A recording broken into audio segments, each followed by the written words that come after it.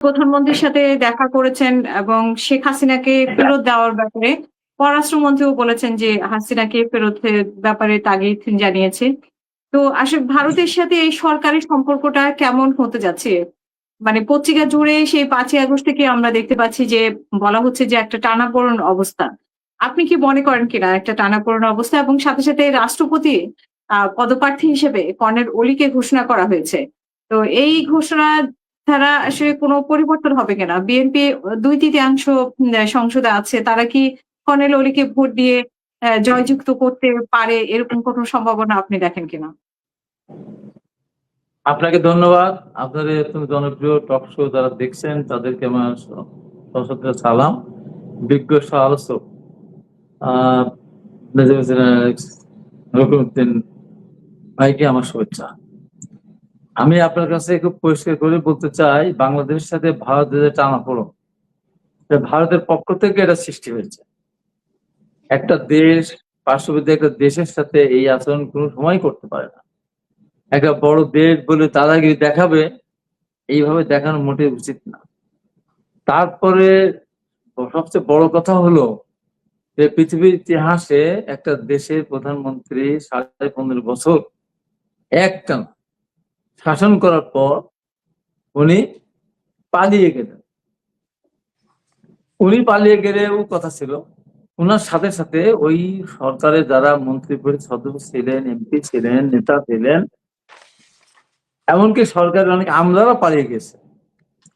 এবং তারা পালিয়ে গেছে যে সরকারের ভয়ে, তা তো না। এত অন্যায় করেছে তারা। এবং প্রধানমন্ত্রীর নেতৃত্বে প্রায় ১,৫০০ মতো আমাদের শিশু বাচ্চা থেকে শুরু করে বিভিন্ন বয়সী ছেলে মেয়েরা, হকার থেকে শুরু করে পেশাজীবী বিভিন্ন পর্যায়ের লোককে তাদের হাতে শহীদ হয়েছে এবং 25 থেকে 30,000 আহত হয়ে হাসপাতালে কাতরাচ্ছে। এইরকম একটা দল, সেই দলকে পার্শ্ববর্তী দেশ কিভাবে তাদের আশ্রয় দেয়? আশ্রয় তো দিয়েছে, সেটা তো উচিত না। পরেও সাংবাদিক শ্রমগুলো কোন দিনে 5ই আগস্ট যদি রক্তক্ষরণ হচ্ছে বাংলাদেশের মানুষের, এই দিনকে কেন্দ্র করে আমরা বিদায় করতে পেরেছি, কিন্তু আমাদের সাথে সহযোদ্ধা, আমাদের স্নেহের কোলের বাচ্চা, শিশুর বাচ্চাকে আমরা হারিয়েছি। অনেক ভাইরা এখনো ভবিষ্যতে স্বাভাবিক জীবন যাপন করার লক্ষ্য নিয়ে হাসপাতালে চিকিৎসা নিচ্ছেন। সেই দিনে ভারতের মাটিতে বসে এই ধরনের একটা সাংবাদিক সম্মেলন বা এই ধরনের এর মাধ্যমে কি বার্তা দেয় বলেন? এটা একটা দেশকে অপমান করা, অসম্মান করা। এই যে ভাই যারা বললেন যে সাহেব, তার সাথে আমি একমত। ভারত বাংলাদেশকে সহায়তা করেছিল ওই দিন। আমাদের প্রায় 1 কোটি লোককে আশ্রয় দিয়েছিল, আমাদের ট্রেনিং দিয়েছিল, আমাদের অস্ত্র দিয়েছিল, সব ঠিক আছে। কিন্তু কার সাথে? ভারতের আচরণ এখন মনে হচ্ছে তাদের সাথে। আজকে পাকিস্তান আর পূর্ব পাকিস্তান এক যদি থাকতো, তাহলে এক পশ্চিম পাকিস্তান এখন তো আপনার একটা অকার্যকর রাষ্ট্র, একেবারে দেউলিয়া হয়ে যাওয়ার মতো রাষ্ট্র। তার দিকে তো চোখ রেখে কথা বলতে পারে না। আর যদি পূর্বাংশ ঠিক থাকতো, একসাথে থাকতো। কিন্তু পাকিস্তান আমাদের অত্যাচার নির্যাতন করেছিল, বৈষম্য সৃষ্টি করেছিল বলেই আমরা বাধ্য হয়েছিলাম পাকিস্তানের বিরুদ্ধে বিদ্রোহ ঘোষণা করতে। এবং তারা সর্বশেষে আমাদের ভোটাধিকার আমাদের প্রয়োগ করেছিলাম, সেটাকে যত মূল্য না করার কারণেই আমরা সেদিন বাধ্য হয়েছিলাম পাকিস্তানের সেই জান্তার বিরুদ্ধে যুদ্ধ করতে। ভারত সেই সময় 500 দিন সহায়তা করেছিল, কিন্তু বিনিময়ে লাভটি পেয়েছে। বিনিময়ে তার বিরাট লাভ হয়েছে। আমরা স্বাধীন হয়েছি, যেমন আমাদের লাভ হয়েছে, ভারত তো কম লাভবান হয়নি। তার অনেকগুলো সেনাবাহিনীর সদস্য শহীদ হচ্ছে বা নিহত হচ্ছে, এটা আমরা স্বীকার করি। ঠিক তেমনি হবে আজকের এই 53-54 বছরের পূর্ব পাকিস্তান আর পাকিস্তান এক থাকতো, তাহলে ভারতের অনেক এই যে বর্ডারে আমাদের একটা মেরে যাচ্ছে, আমাদের লোককে হত্যা করছে, আমরা তার একটাও প্রতিরোধ করতে পারি না। তো ভারত সেদিন তার স্বার্থে, এবং ভারতের সেই সময় প্রধানমন্ত্রী ইন্দিরা গান্ধীর মেয়ে পরিষ্কার করে বলেই দিয়েছে প্রিয়াঙ্কা যে আমার দাদি আমার ভারতের স্বার্থে সেদিন পাকিস্তানকে ভাগ করে দিয়েছিল। পাকিস্তানের ভাগ করা বা বাংলাদেশকে ভালোবেসে বাংলাদেশের পক্ষে দাঁড়ায়। পাকিস্তান ভাগ করবে, পাকিস্তান দুর্বল করবে, সেই কারণে এখন এটাই প্রমাণ হচ্ছে। একটা পাঁচশো এই কাজ করতে পারে, এইরকম একটা জঘন্য সরকার। এই যদি ভারত এইভাবে যদি তাকে সহায়তা না করতো, বাংলাদেশে ভোটার নির্বাচন হতো না। 2008 সালে তারা 2008 সালে তারা সেনাবাহিনীতে সেই সরকারকে দিয়ে, মইনুল আহমদকে লালগাতে সম্বর দিয়ে, ঘোড়া দিয়ে, এটা দিয়ে, সেটা দিয়ে তাদেরকে পরিচিত করে সেনাবাহিনীর এক শ্রেণী যারা ইচ্ছে দায়িত্বে ছিলেন, তাদের মাধ্যমে সেদিন ভোটটাকে কাটছুট করা হয়। 10% ভোট ছিনিয়ে রাখার জন্য পাওয়া। এরপর 14 সালের নির্বাচনে আমরা কেউ অংশগ্রহণ করতে পারলাম না।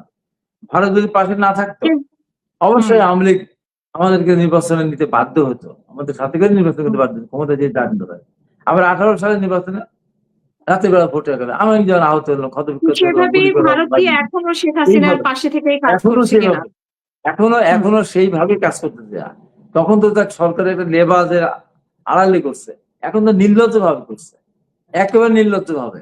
একটা পতিত সরকার দেশ থেকে বিতাড়িত হয়েছে, 80% মানুষ, 80 থেকে 85% মানুষ কিন্তু এখন শেখ হাসিনা বিরোধী, আওয়ামী লীগ বিরোধী। সেই একজন ব্যক্তিকে নিয়ে, সেই দলকে নিয়ে ভারত যদি চিন্তা করে বাংলাদেশের শেখ হাসিনাকে নিয়ে আবার প্রধানমন্ত্রী করবেন, আবার সেই তার এই পুতুল সরকার বসাবেন, এটা আহম্মকের সঙ্গে বাস করতেছে। ভারত আজকে এত বড় একটা দেশ, তার আশেপাশে দেখবে একেবারেই ক্ষুদ্র ক্ষুদ্র।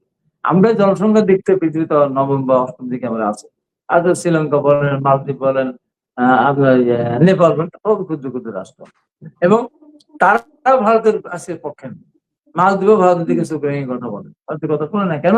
ওর নীতি এত খারাপ। পাকিস্তান একটু তাকাতেই পারে।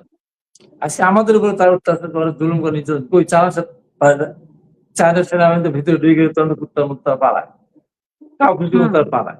আমাদের সাথে এটা লাগে। পাকিস্তান দিকে তাকাতে পারে না, একটা মারলে পাকিস্তান দুইটা মারে।